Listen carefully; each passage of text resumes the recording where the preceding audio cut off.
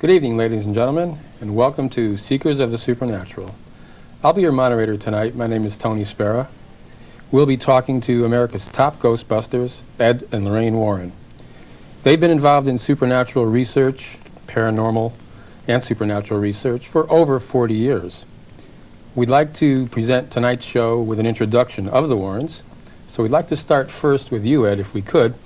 I'd like to ask you, especially, how did you get involved in the area of the supernatural and haunted houses? Well, Tony, it came about because of the fact that I lived in a haunted house as a boy from 5 until 12. My father, who was a police officer at that time, was kind of a strict guy, but he was a very fair man. And he'd always say to me, Ed, there's a logical reason for everything that happens in this house.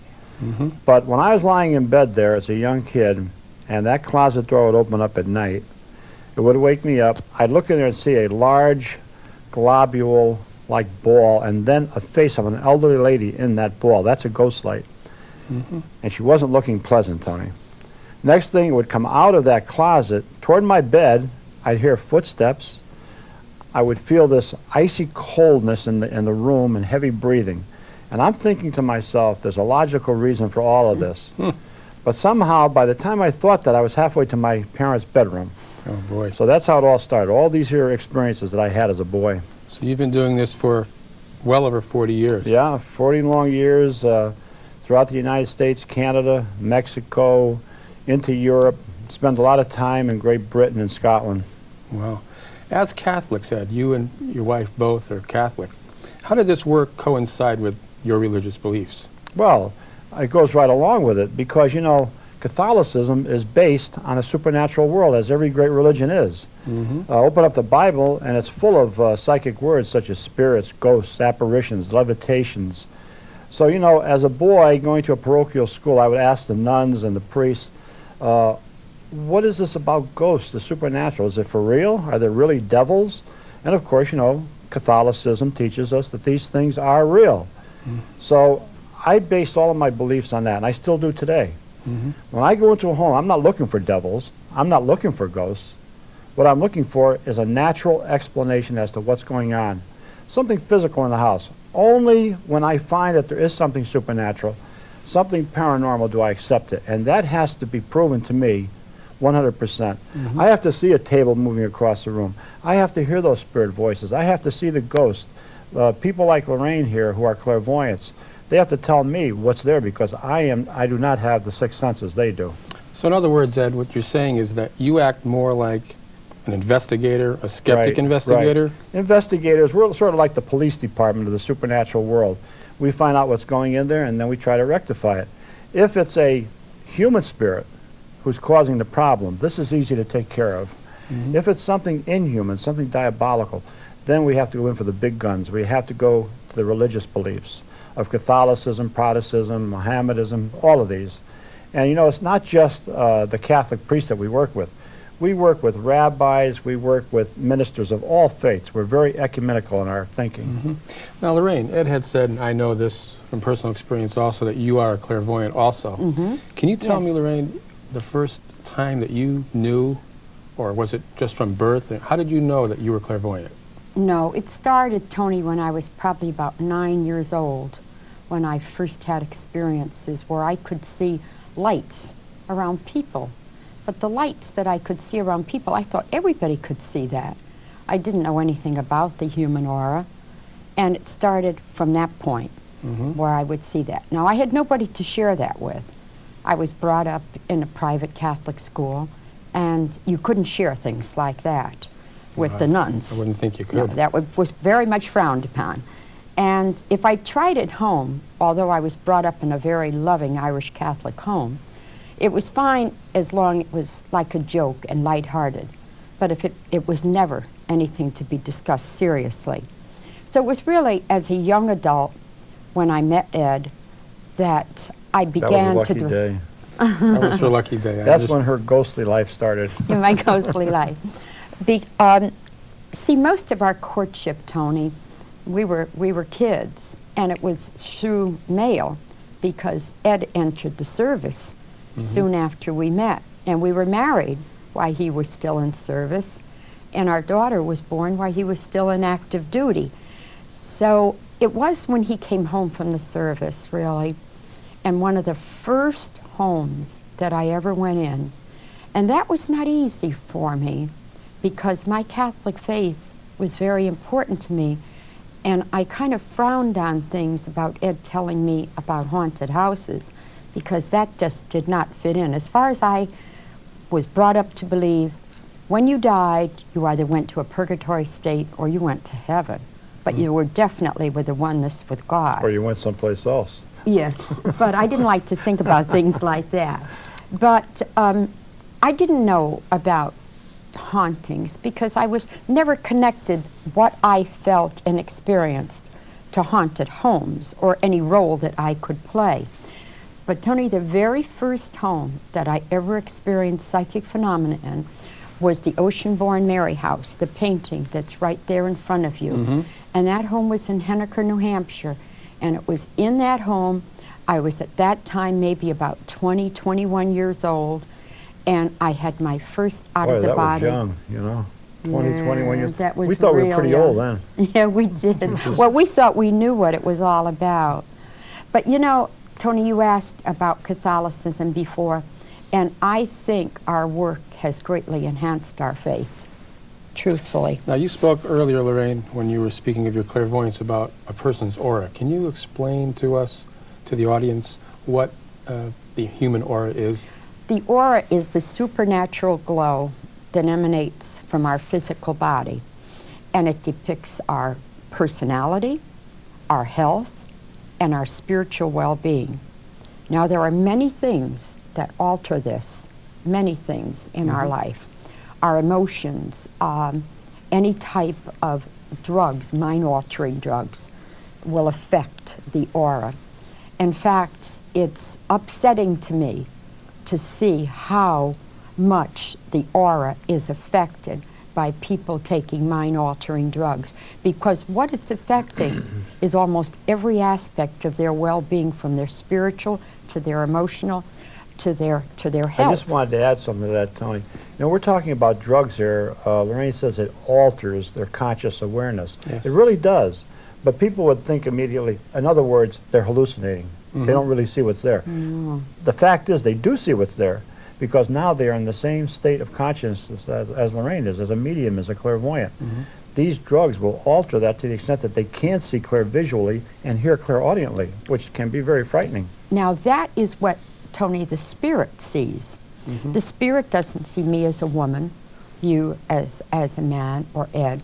The spirit sees the aura, and like attracts like, and that's how spirits... They're attracted to that aura, like a moth is attracted to a flame. Like attracts like, as she said. You know, if you're a person of a positive nature, you attract positive spirits. Negative, you attract the diabolical or the evil. Right. Now, Lorraine, you talked about the clairvoyance like we spoke about, but is everyone clairvoyant to some degree? Yes, they are, Tony. Okay. But most of us don't use that psychic ability. But every one of us have experiences. When the phone rings and you know who's on the other end of that phone, well, this is how that would come about. You're going to make a phone call, say within another 5 minutes. You're thinking about that person, you're thinking about what you're going to say, and you telepathically project that message before you ever pick up the telephone. I think a good way to relate to this is a salesperson. Yes. Salespeople are constantly using their clairvoyance, their ESP. You know, they're projecting themselves to that client, and they want to sell that client something. So, you know, they have to pick up their vibrations, and you know the old saying, you have to sell yourself before you can sell your product. Sure. Well, that's what the salesman does. Same thing. But now the three of us are used to working and being with people. So you and Ed would certainly have a certain amount of psychic ability or clairvoyance. But mine has developed. I've never tried to develop it, remember. It's developed because of what I've exposed myself to. So today, I use it for discerning in haunted homes. I use it for my work with police or things of that nature. For those in the audience who don't know, I've worked with you Oh, yes. guys for many years. Many years. We've been to many locations together, to Right. many haunted houses You'll never together. forget your experience at Whitby Abbey now, will you? I'll never forget that. I'll never forget my experience That with was Whitby quite Abbey. frightening, which we will get into at another program later on. Yes. Right now, probably they're wondering out there, how do you get to be a demonologist? Well, I remember on a plane one time, a lady said to me, what do you do for a living? I said, well, and I looked at her kind of funny. I said, you'll never believe it. I said, I'm a religious demonologist. Oh, you fill out prescriptions, is that? Fill up Is that? I said, yes, ma'am, that's right. Wow. Well, I'll tell you, you guys really, really are, well, they're Connecticut's own. I should mention also for those in the audience who don't know, they are Connecticut's own homegrown Ghostbusters right in our area. You folks do live in Monroe and have lived there for how long, Ed? 38 years. So 38 years, 38 just in years. Monroe. And of course, we were born and brought up in Connecticut. So that, you know, our travels have taken us as far away as Australia, you know, to haunted areas all over Europe, Great Britain, Mexico, Canada.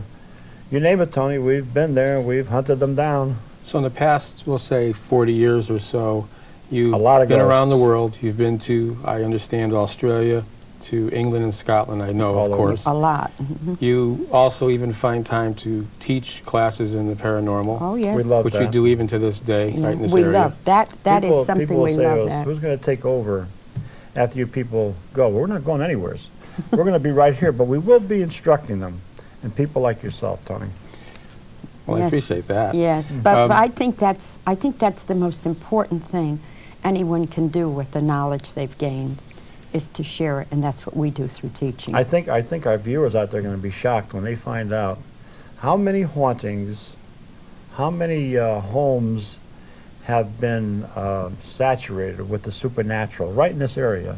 You know, I'm talking about Are there many? Connecticut. Are there many in, Oh, like, for Connecticut, instance, Massachusetts. for instance, let's just take Newtown, for instance. Newtown. Are there, I call that the village of 7 haunted houses. Now it's the village of 8 haunted houses because we have another one.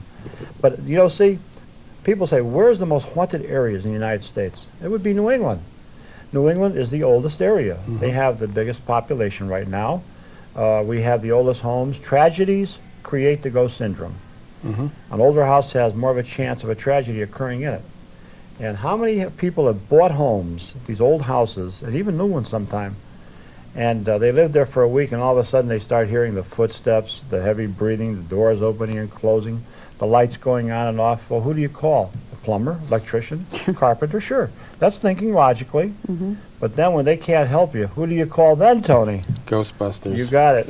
Now, is it the people that live in the house, or are they Yes. causing the phenomena to happen? In other words, No, they're not causing it. they move into a house. The house becomes haunted. Phenomena starts to happen. But the previous owners had no problem. So is it that something's attracted to them? It could be because 100 families could move into an Amityville horror house. Nothing would happen. But certain people move into that house, and it's like taking a battery, putting it into a flashlight, and there's a connection. Like attracts like. Evil spirits who haunt houses do not like happy homes. They do not like happy families, so they leave. They go where there's a lot of antagonism, a lot of arguments, violence. This is what they thrive on. Speaking of the Amityville, you just brought up Amityville horror. Was that a really bad case in your estimation? Amityville horror on a scale of 1 to 10 would be a 12. Now we're not backing up the book and we're not backing up the movie. Get that straight. We were there. We know what happened to the Lutz family. We know what happened to us.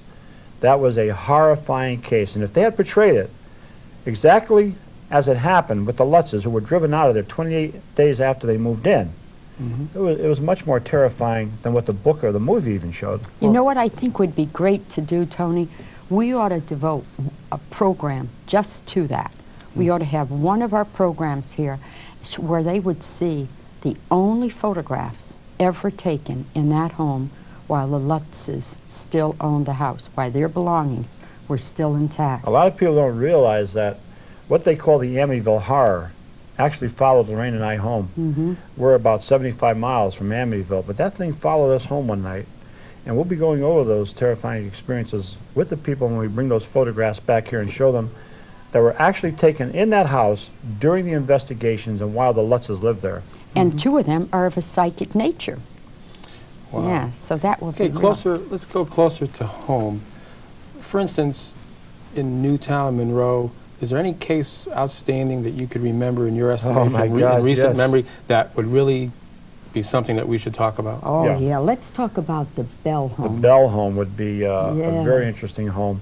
This was Marie Bell, who was a policewoman right here in Newtown, and her dad was a police officer.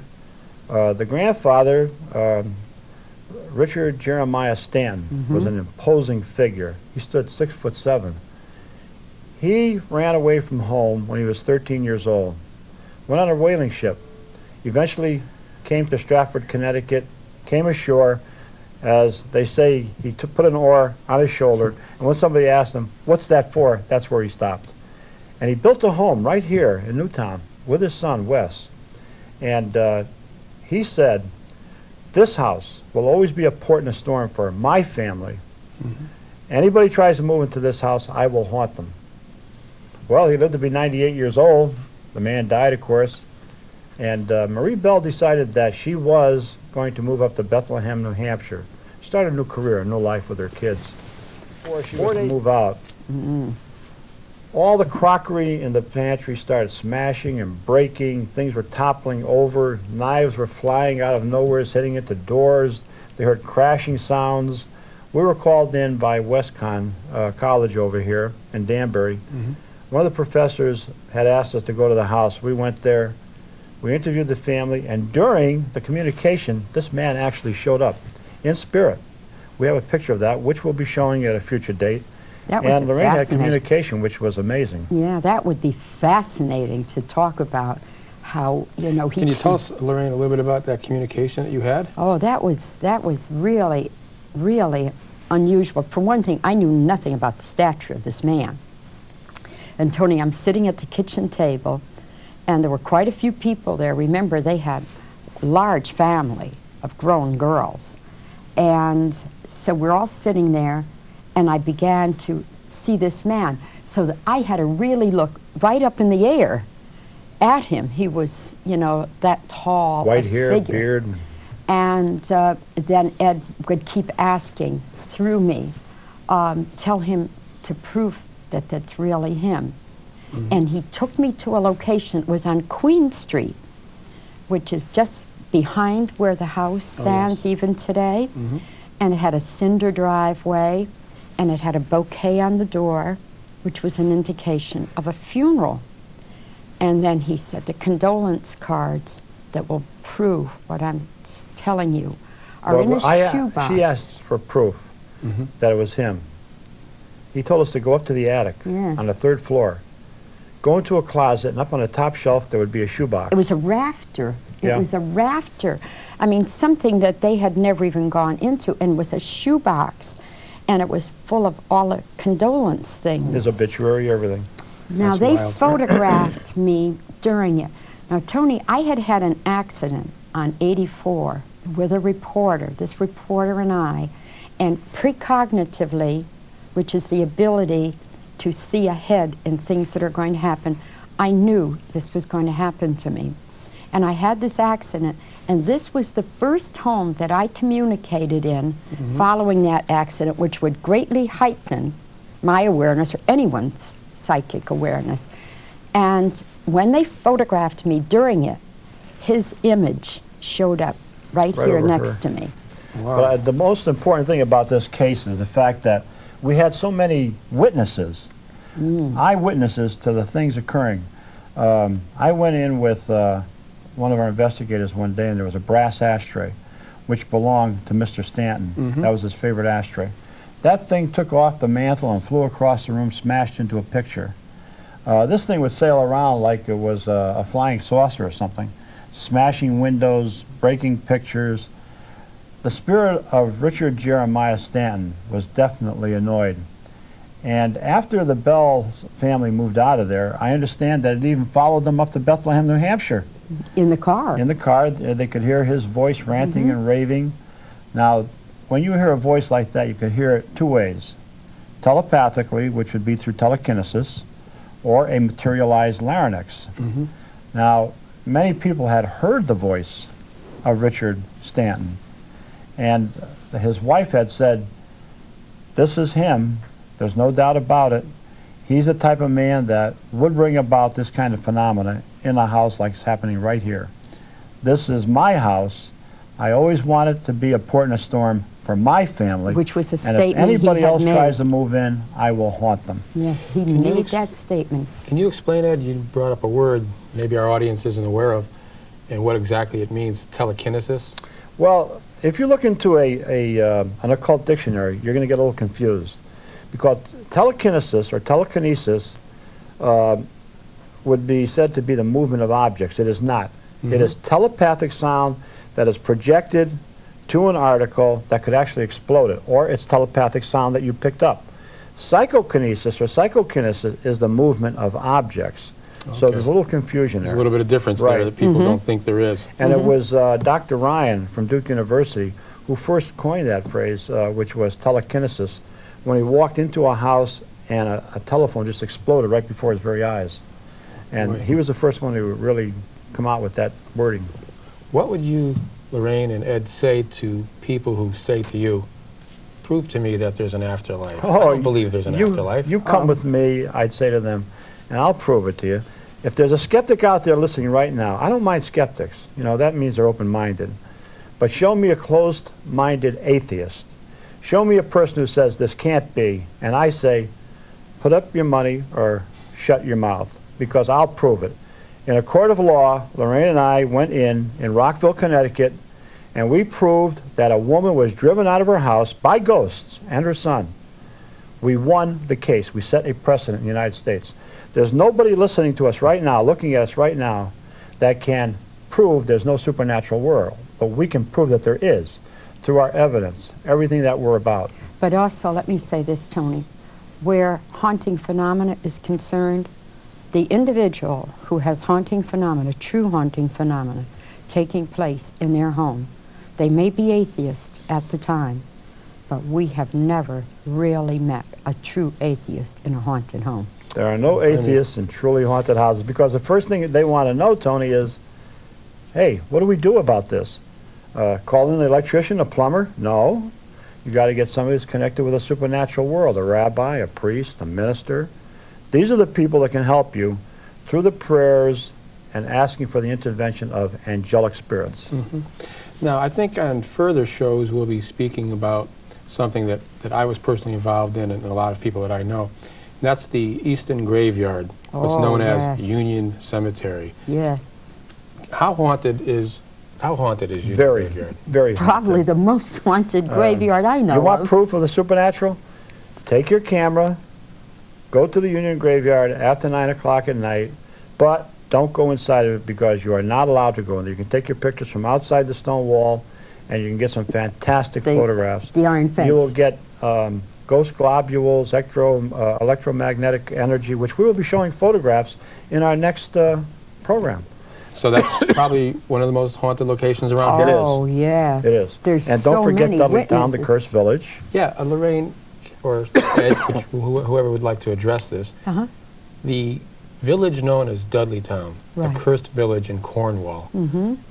I've gotten millions of people asking me about it. But you guys, I know a lot more about it than I do. Can you explain what exactly Dudleytown is? Yeah, Dudleytown is an area that has an aura of disaster about it. Did you ever see a store open up? It has everything going for it. A lot of people going by, cars going by, they've got good products, but they close down. Another business goes in, it closes down. And it keeps on and keeps on, an aura of disaster. I knew a restaurant like that time, must have been owned by 12 people. I finally told them one day, get the grounds consecrated, get the store blessed. And from that time on, it was a success. So That's the same with Dudleytown. So Dudleytown, when was the village first, incorporated? Was it a regular village? Was it Early 1600s. It was founded by the Dudley brothers, who were coming back from the French and Indian Wars, seen this tract of land, liked it, and bought a parcel of it and started Dudleytown. And all these tragedies have But it's occurred. still haunted today, Tony. Oh, yeah. It's still haunted. I get so many calls from people like scouting groups and school groups, and their leaders are taking them up there for overnight sessions. I really don't advocate that at all. I mean, they're taking them to a haunted location, and realize that phenomena of this nature may not happen at that given time while they are there.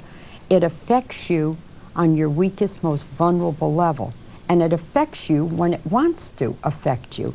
So bringing somebody and subjecting them to that, especially young people, they could be affected by it later after leaving there. Well, they could be, but it doesn't mean they're going to be. No, I'm not saying they're going to be, but they could. To give you an example, you know, some years ago, we went up there with Channel 3 out of Hartford. They brought 2 brand new trucks up there worth $250,000 apiece. And a young lady who was to interview us when we got down by the old church foundation there. Well, by the time we got to the church foundation, the 2 generators and the trucks went dead. And the girl became quite ill. They had to take her out of there. Let me ask you this question, Ed. If someone has a problem, they think their house perhaps is haunted. They're hearing sounds. They've called the plumber, for instance. They've called the electrician, the plumber, and they need help. They think their house is haunted. Is there a way that they could contact you? Yes, they can contact us through our post office box. Anybody that has any questions at all, Tony, regarding our work can contact us through writing to the Warrens, Post Office Box 41, Monroe, Connecticut, 06468.